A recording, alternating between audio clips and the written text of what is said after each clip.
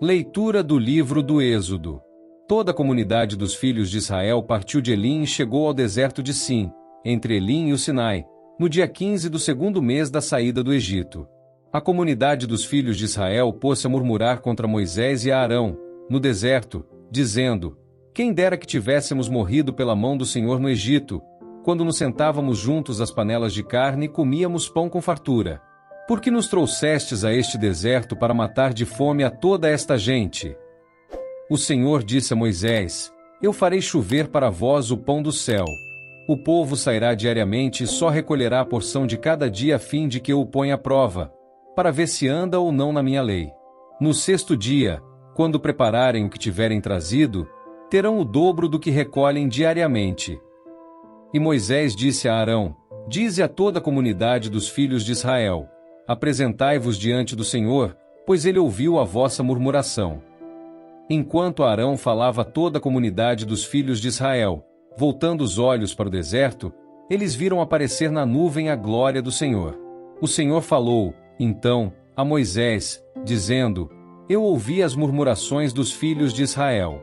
Dize-lhes, pois, ao anoitecer, comereis carne, e pela manhã vos fartareis de pão. Assim sabereis que eu sou o Senhor vosso Deus. Com efeito, à tarde, veio um bando de codornizes e cobriu o acampamento, e, pela manhã, formou-se uma camada de orvalho ao redor do acampamento. Quando se evaporou o orvalho que caíra, apareceu na superfície do deserto uma coisa miúda, em forma de grãos, fina como a geada sobre a terra. Vendo aquilo, os filhos de Israel disseram entre si: Que é isto? Porque não sabiam o que era. Moisés respondeu-lhes: Isto é o pão que o Senhor vos deu como alimento. Palavra do Senhor. Graças a Deus.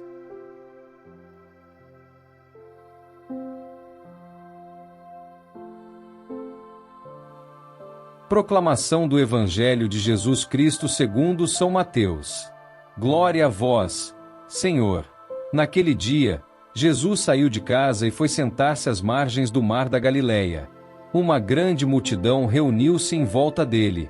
Por isso Jesus entrou numa barca e sentou-se, enquanto a multidão ficava de pé, na praia. E disse-lhes muitas coisas em parábolas. O semeador saiu para semear. Enquanto semeava, algumas sementes caíram à beira do caminho, e os pássaros vieram e as comeram. Outras sementes caíram em terreno pedregoso, onde não havia muita terra. As sementes logo brotaram, porque a terra não era profunda. Mas, quando o sol apareceu, as plantas ficaram queimadas e secaram, porque não tinham raiz. Outras sementes caíram no meio dos espinhos. Os espinhos cresceram e sufocaram as plantas. Outras sementes, porém, caíram em terra boa, e produziram a base de 100, de 60 e de 30 frutos por semente. Quem tem ouvidos, ouça! Palavra da salvação. Glória a vós, Senhor.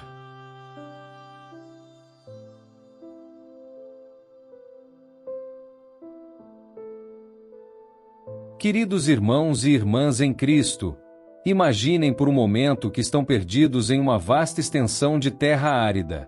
O sol escaldante bate em suas faces, a areia quente queima seus pés descalços, e o estômago vazio reclama dias. De repente, ao amanhecer, vocês descobrem que o chão ao redor está coberto por pequenos flocos brancos, doces como mel, que satisfazem completamente sua fome. Esta não é uma fantasia, mas a realidade vivida pelo povo de Israel no deserto, quando Deus providenciou o maná do céu. Na primeira leitura de hoje, testemunhamos um momento crucial na jornada do povo escolhido. Apenas 45 dias após sua libertação miraculosa do Egito, os israelitas começam a murmurar contra Moisés e Arão. Oxalá tivéssemos morrido pela mão do Senhor na terra do Egito, eles lamentam, quando nos assentávamos junto às panelas de carne e comíamos pão até nos fartar. Que ironia amarga! Eles haviam sido escravos no Egito, oprimidos, forçados a trabalhar sob condições desumanas. No entanto, diante da primeira dificuldade no deserto, sua memória seletiva os fez idealizar o tempo de escravidão. Quantas vezes nós também não fazemos isso?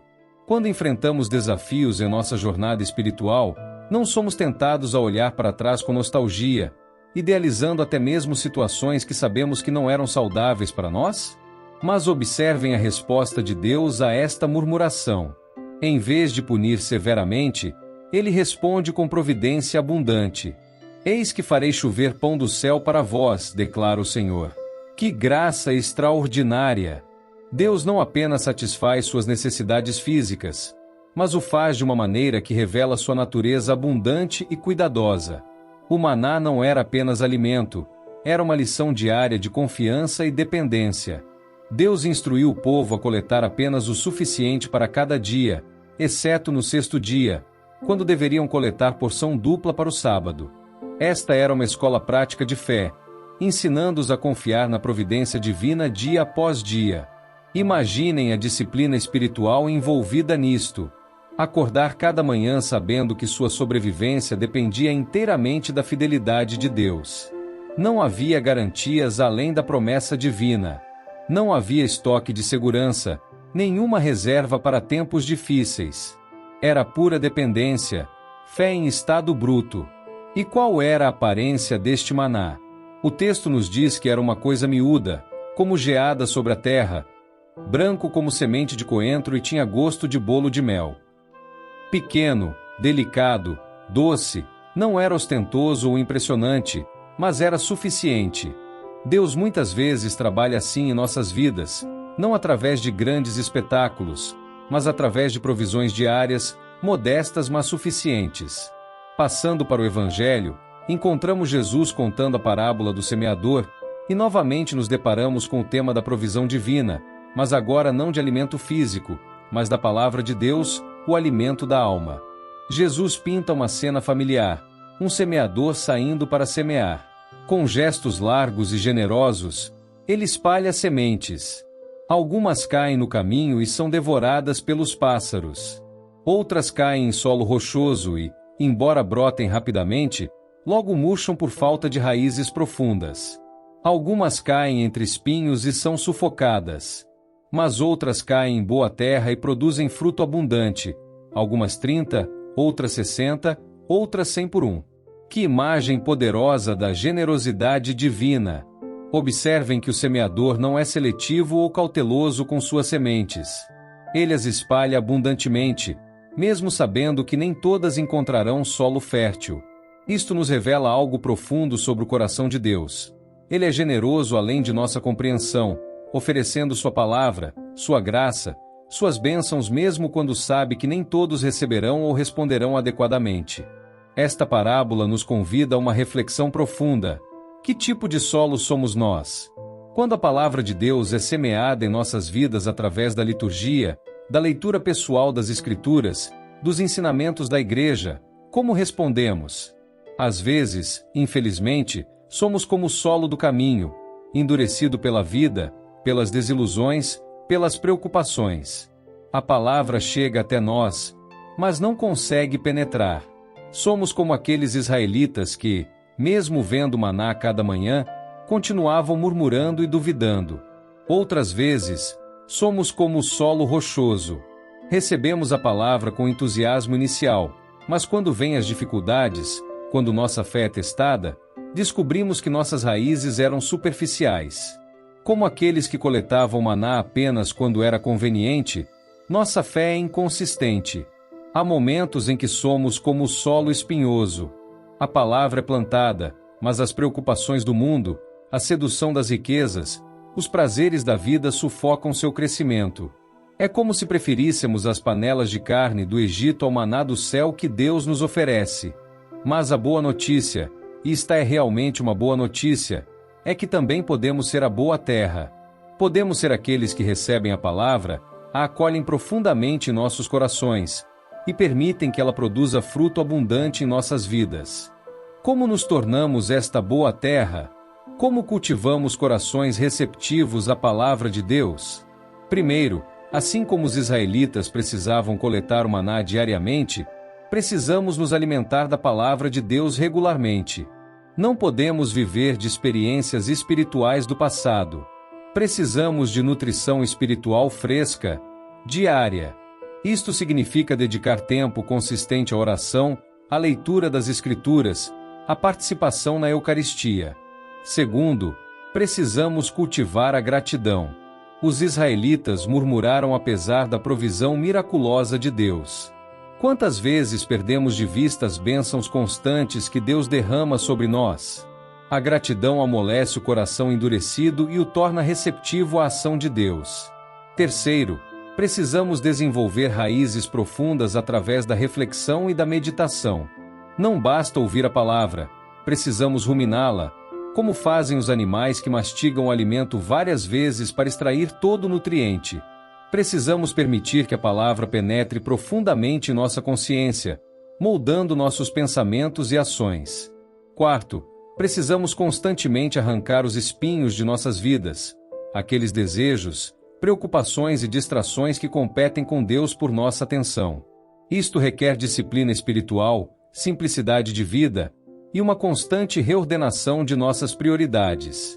Finalmente, precisamos ter paciência com o processo de crescimento. O fruto não aparece imediatamente. Assim como o maná era coletado diariamente mas sustentava para a jornada toda, os frutos da palavra em nossas vidas podem se manifestar gradualmente, mas com certeza aparecerão se permanecermos fiéis. Meus queridos irmãos e irmãs, hoje somos convidados a refletir sobre nossa receptividade à generosa provisão de Deus.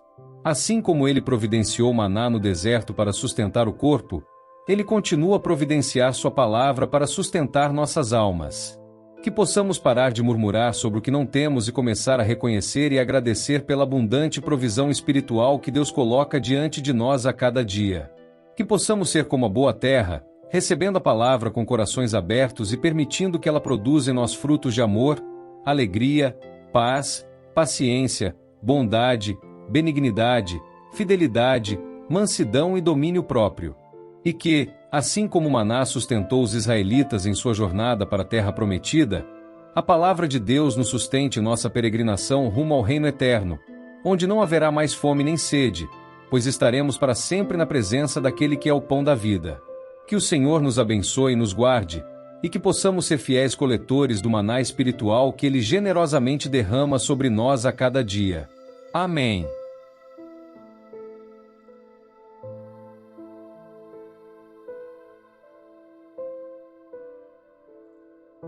São Miguel Arcanjo, defendei-nos no combate.